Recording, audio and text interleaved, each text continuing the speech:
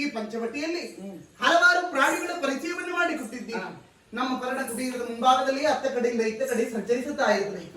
ಆದ್ರೆ ಇನ್ನೊಂದು ವಿಶೇಷವನ್ನೇ ಕಂಡೆ. ಆ ಗೋದಾವರಿ ದಂಡೆಯಲ್ಲಿ ನೋಡಿ ಅತ್ತ ಕಡೆಯಿಂದ ಇತ್ತ ಕಡೆ ಓಡಾಡುತ್ತಾ ಉಂಟು ಸ್ವರ್ಣ ಜಿಂಕೆಯ ಮರಿ. ಅಂದ್ರೆ ಸ್ವರ್ಣದ ಬಣ್ಣವನ್ನು ಹೊಂದಿದೆ. ಮೈಯಲ್ಲಿ ಪಂಚರೇಖೆ, ಸಣ್ಣ ಸಣ್ಣ ಕಾಲ ಬೆರಳುಗಳು. ನಾನು ಹಾಕುವಂತಹ ತಾಳಕ್ಕೆ ಲಯಬದ್ಧವಾಗಿ ಕುಣಿಯುತ್ತಾ ಉಂಟು. ಹೌದಪ್ಪ, ಮನದಲ್ಲೊಂದು ಆಸೆ, ಅದು ನನಗೆ ಬೇಕು, ತಂದು ಕೊಡ್ತೀರಾ? ಅರಸಿನಿ ಸುಮ್ಮನೆ ರವಿಗುಳ್ಳ ಬೀರವೈ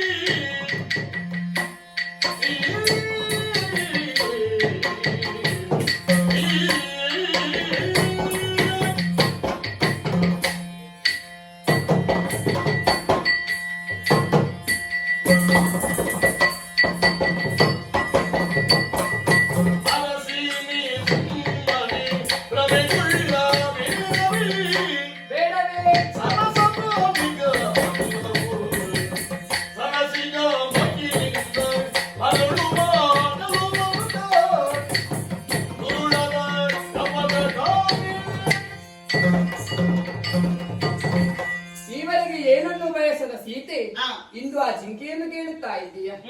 ಆದಿಯಲ್ಲಿ ಋಷಿಮುನಿಗಳು ನಮಗೊಂದು ಎಚ್ಚರಿಕೆಯ ಮಾತನ್ನಾಡಿದ್ದಾರೆ. ಏನು ಸ್ವಾಮಿ? ರಾಮ, ಈ ಪಂಚವಟಿಯಲ್ಲಿ ರಾಕ್ಷಸರಿದ್ದಾರೆ, ಅಷ್ಟಸಿದ್ಧಿಗಳನ್ನು ಬಲ್ಲವರು, ನಮಗೆ ತೊಂದರೆ ಕೊಡುವುದಕ್ಕೆ ಏನಾದರೂ ಒಂದು ಉಪಾಯವನ್ನು ಮಾಡಿಯೇ ಮಾಡುತ್ತಾರೆ ಎನ್ನುವ ಹಾಗೆ. ಈ ವಿಚಾರವನ್ನು ನಿನಗೆ ಈಗ ಯಾಕೆ ಹೇಳಿದೆ? ಸರಿಯಾಗಿ ಆ ಜಿಂಕೆಯನ್ನು ಗಮನಿಸು. ಸಾಮಾನ್ಯ ಜಿಂಕೆಗಳು ಇರುವುದು ಹೇಗೆ? ಕಂದು ಮೈಬಣ್ಣ ಚುಕ್ಕೆಗಳಿರುವುದು, ಆದರೆ ಇದಕ್ಕೆ ಬಂಗಾರದ ಮೈಬಣ್ಣ ಪಂಚರೇಖೆಗಳು, ಗೊರಸುವಿರಬೇಕಾದ ಜಾಗದಲ್ಲಿ ಪಾದ ಬೆರಳುಗಳು. ನೀನು ಹಾಕುವಂತಹ ತಾಳಕ್ಕೆ ಲಯಬದ್ಧವಾಗಿ ಕುಣಿಯುವಂತಹ ಜಿಂಕೆ ನಿಜವಾದ ಜಿಂಕೆಯಲ್ಲ, ರಕ್ಕಸರ ಮಾಯೆ. ಒಂದು ವೇಳೆ ನಾವು ತಂದೆ ಮುಂದಾದ್ರೆ ನಮ್ಮ ಪಾಲಿಗೆ ಕಷ್ಟವೆಂಬುದು ತಪ್ಪಿದ್ದಲ್ಲ, ಅದು ಬೇಡ. ತಂದುಕೊಡಗಿದ್ರೆ ಪಾದಮೂಲದಲ್ಲಿ ಪ್ರಾಣ ಬಿಡುತ್ತೆ. ನಮ್ಮ ಬಾಣಕ್ಕೆ ಯಾವ ಕಾಲಕ್ಕೂ ಹುಸಿಲ್ಲ ಎಂಬುದು ಲೋಕಕ್ಕೆ ತಿಳಿದಂತಹ ಮಾತು. ಆ ಜಿಂಕೆಯನ್ನು ಹಿಡಿಯುವುದಕ್ಕೆ ಹೋದಂತಹ ಸಂದರ್ಭ ನಾ ಬಾಣವನ್ನು ಖಂಡಿತವಾಗಿಯೂ ಪ್ರಯೋಗಿಸುತ್ತೇನೆ. ನನ್ನ ಬಾಣದ ಘಾತದಿಂದ ಆ ಜಿಂಕೆ ಸತ್ತಿತು ಅಂತಾದ್ರೆ ಅದರಿಂದ ಏನು ಮಾಡುತ್ತೇನೆ? ಕಂಚಕವನ್ನು ಮಾಡಿಕೊಳ್ಳುತ್ತೇನೆ. ಜಿಂಕೆಯ ನಿರೀಕ್ಷೆ